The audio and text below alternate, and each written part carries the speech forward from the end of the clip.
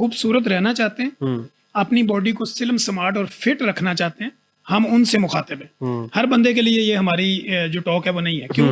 कि कुछ लोग कहेंगे जी मेरा तो लाइफस्टाइल ही ऐसा नहीं है। हाँ। हम उनको मुखातिब कर रहे हैं जो इस पर आना चाहते हैं, यानी फिट रहना चाहते हैं, खूबसूरत रहना चाहते हैं, मर्दाना कमजोरी से बचना चाहते हैं, अपनी बॉडी के स्ट्रक्चर को खूबसूरत रखना चाह रहे हैं। ये हम उनके लिए बात करेंगे। वो क्या करें कि सूरज का एक निजाम है ना, कि सूरज निकलता है तो दिन होता है, सूरज गरूब होता है तो रात होती है। तो इसका कोई मकसद है। अल्लाह ने इंसानी बॉडी को बनाया, इंसानी बॉडी का एक टेम्परेचर है। सुबह का जब सूरज निकल रहा होता है तो हमारी बॉडी में हार्मोनल चेंजिंग आती है, और वो हार्मोन्स आ जाते हैं जिन्होंने तोड़ फोड़ का काम करना। और रात में जब सूरज गरूब होता है तो वो हार्मोन्स रुक जाते हैं, अगले हार्मोन्स आ जाते हैं जिन्होंने रिपेयरिंग का काम करना।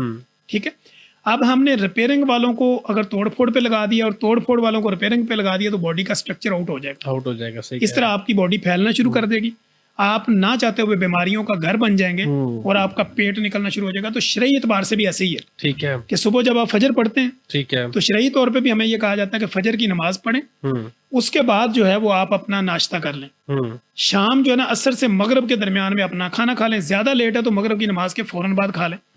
उसके बाद थोड़ी चहलकदमी करें, फैमिली के साथ टाइम स्पेंड करें, फैमिली के साथ खेलें, गपशप लगाएं, और उसके बाद ईशा पढ़ें और आप अपने बेड पे चले जाएं। ठीक है। अब रात को भी जो है वो शरई तौर पे 3 हिस्सों में डिवाइड किया गया कि रात का पहला पहर है, दूसरा पहर और तीसरा पहर है। जब हम किसी पैगंबरों की बात करते हैं, सही है, फिर हम औलिया अल्लाह की बात करते हैं, वो क्या करते थे? रात का पहला और दूसरा पैर सोते थे और तीसरे पैर में उठ के अल्लाह से लगाव लगाते थे।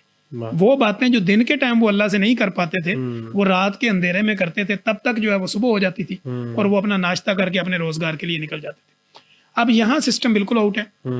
हम नाश्ता, कई तो ऐसे घर हैं, मेरे पेशेंट ऐसे हैं जी, वो कहते हैं डॉक्टर साहब हम शाम को 4 बजे नाश्ता करते हैं, यानी सुबह 4 बजे सोते हैं और शाम को 4 बजे नाश्ता। सही बात है, ऐसे ही है बिल्कुल। फिर अगर हम हाई जेंट्री और एलिट क्लास की बात करें तो वो भी तकरीबन 1-2 बजे उठ के नाश्ता करते हैं, रात सुबह जाके तकरीबन फजर के बाद सोते हैं। आम एक मजदूर की बात भी करें तो वो भी रात 12 बजे 1 बजे सो रहा है और सुबह बेचारा 9 बजे उठ रहा है। अब वो क्या करता है कि जब रात को थका हारा घर आता है 12-1 बजे खा देता है। अब हम फॉर एग्जांपल कि अगर आपने और मैंने खाना खाया 10 बजे, ठीक है, अब उस खाने ने मेरे मैदे से प्रॉपर यूटिलाइज होने में 4 से 6 घंटे लेने। अब आप 10 से 6 बजे तक यानी कि सुबह तक 2 बज जाएंगे मेरे मैदे को खाली होने में जी। 2 बजे वो खाली होगा और उसके बाद अगले जो 5-4 घंटे जो मेरे जिगर ने स्टोर की होगी ताकत, वो वहां से बॉडी लेना शुरू कर देगी जी।